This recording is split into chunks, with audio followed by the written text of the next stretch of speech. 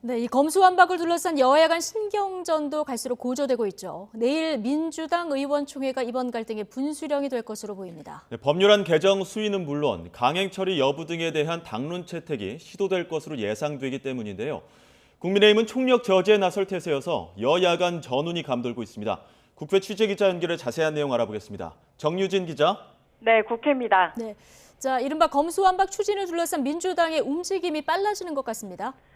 네, 민주당이 현재 검찰에 남아있는 6대 범죄 수사권을 마저 떼어내 기소권만 남기는 방안 등에 대한 당론 채택을 시도합니다. 내일 열리는 의원총회에서입니다. 관련해 박홍근 원내대표는 오늘 아침 회의에서 의원들이 검찰 수사권 분리 대원칙에 대부분 동의했고 후속 조치도 상당 부분 의견이 모이고 있다고 말했습니다.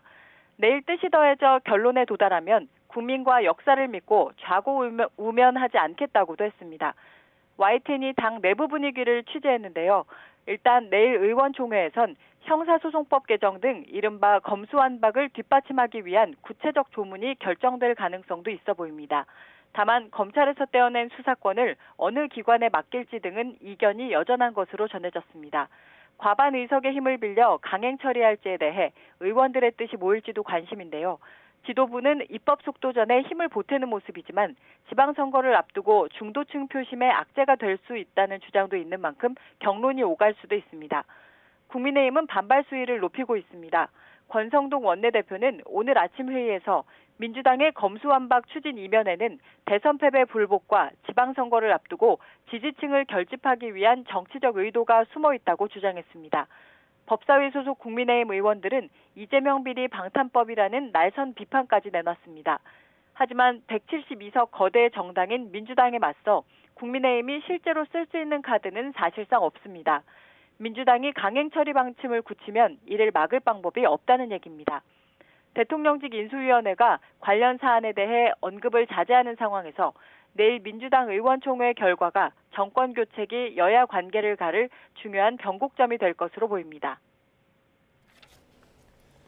네, 6일 지방선거 상황도 짚어보죠. 후보자들 대진표가 조금씩 윤곽을 드러내고 있죠. 네, 그렇습니다. 먼저 오는 6일 지방선거에 나설 서울과 부산시장, 경북지사에 국민의힘 후보로 오세훈, 박형준 시장과 이철우 지사가 각각 확정됐습니다. 국민의힘은 오늘 최고위원회 의결을 거쳐 이같이 결정했는데요. 현직 광역단체장인 이들 3명은 당내 경선 절차 없이 6월 지방선거에 도전할 수 있게 됐습니다. 경쟁력을 고려해 사실상 전략공천했다는 평가가 나오고 있습니다.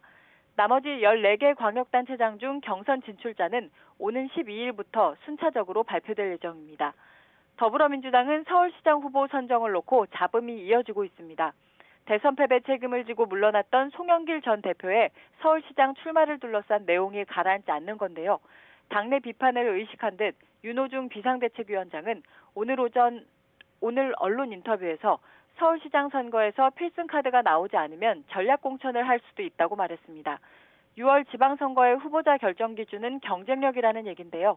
박지원 공동비대위원장 역시 6월 지방선거에서 서울은 새로운 후보를 더 찾아야 한다고 강조했습니다.